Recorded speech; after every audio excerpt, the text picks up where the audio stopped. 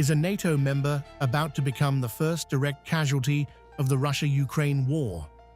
Moscow is laying the groundwork for a devastating escalation, officially labeling Estonia's booming tech sector a legitimate target for the Russian aerospace forces.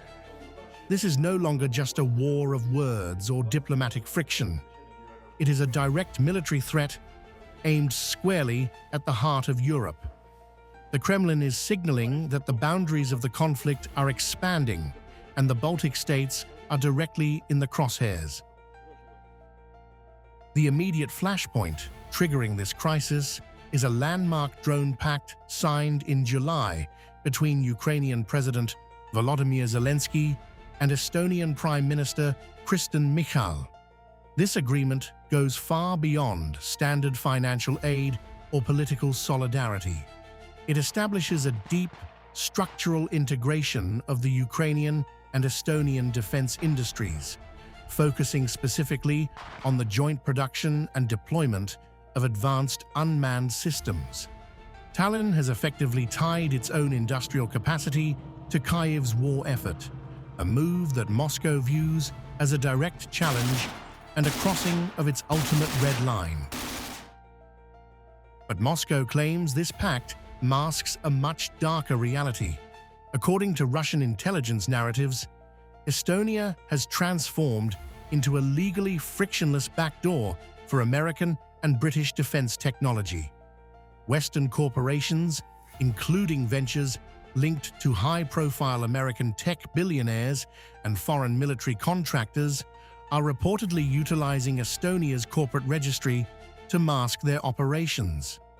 Through this shadow pipeline, advanced capabilities like artificial intelligence, machine vision, autonomous targeting, and zero GPS navigation are being quietly funneled straight into the hands of the Ukrainian military, powering the drone swarms currently targeting Russian energy infrastructure.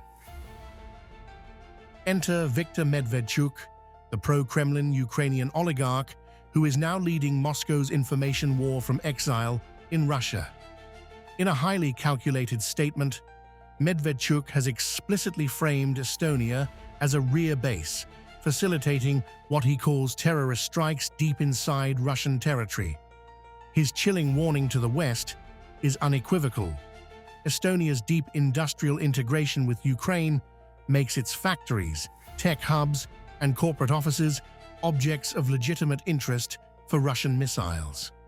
This is a deliberate attempt to build an informational justification for future strikes on NATO soil. And this threat is already manifesting in the real world, moving rapidly from paper to physical reality. The Baltic region is experiencing a surge in suspicious activity and airspace incursions. Over the last few months, suspected drones, thrown off course by intense electronic warfare, have crashed across the Baltics. This includes a recent incident involving an impact at Estonia's Auvere power station, and another requiring a critical interception by a NATO F-16 fighter jet. The Grey Zone war has already crossed the border. Estonia insists it will not be intimidated by Moscow's rhetoric and remains steadfast in its commitment to arming Kyiv. But as Russia aggressively scales up this narrative, the stakes for international security are reaching a boiling point.